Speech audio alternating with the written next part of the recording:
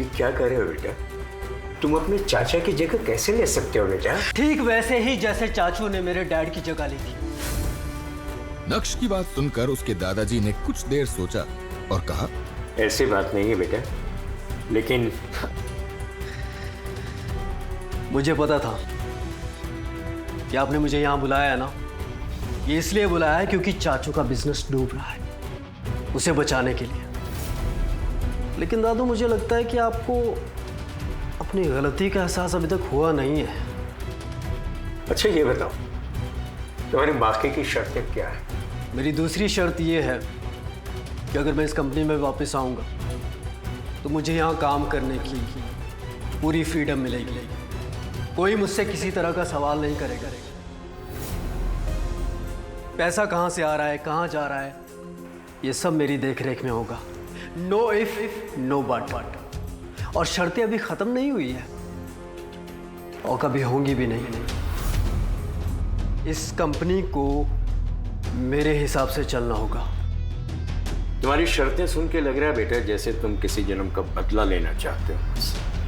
कोई बात नहीं, मुझे तुम्हारी ये शर्तें भी मंजूर है।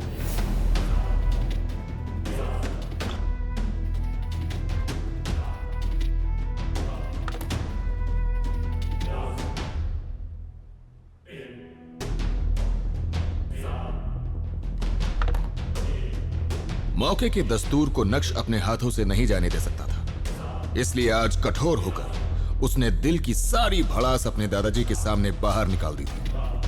आज समय भी नक्श का साथ देता हुआ नजर आ रहा था। नक्श का ये रूप यशवर्धन ने पहली बार देखा था। उन्होंने तो नक्श को बहुत सीधा साधा समझा था और उन्हें लगा था कि नक्श से बात करना बहुत आसान होगा, लेकिन मिलने के बाद उनकी सोच पूरी तरह से गलत साबित हुई थी। शायद उन्हें भी समझ में आ गया था कि नक्श को सब पता चल गया है। मैं नहीं जानता बेटा कि तुम्हारी इन शर्तों से तुम्हारे चाचा पे क्या असर पड़ेगा, लेकिन सच बताऊं तो मेरे पास और कोई ऑप्शन नहीं है बेटा। बेशक तुम अगले हफ्ते से भानुशाली ग्रुप के सीईओ नियुक्त कर दिए जाओगे बेटा। बात खत्म होते ही यशवर्धन ने सिर झुका लिया, लेकिन नक्श भी वहां पूरी तैयारी के साथ आया था। इसलिए नक्श ने अपने दादाजी के सामने एक एग्रीमेंट पेपर रखा और उसे साइन करने के लिए कहा। तो बेटा तुम्हें मुझ पर भरोसा नहीं? जो कुछ भी आपने मेरे पापा के साथ किया उसके बाद मैं सिर्फ आपके साइन पर ही भरोसा कर सकता हूँ। अग्रीमेंट की एक कॉपी साथ में, अब सारी फॉर्मेलिटीज पूरी कर दीजिए। और हाँ, इस बात को दिल पर मत लेना, क्या है ना, दादू हैं आप मेरे, इतना तो अपने पोते के लिए कर ही सकते हैं। हो सकता है शायद आपका पछतावा भी थोड़ा कम हो जाए।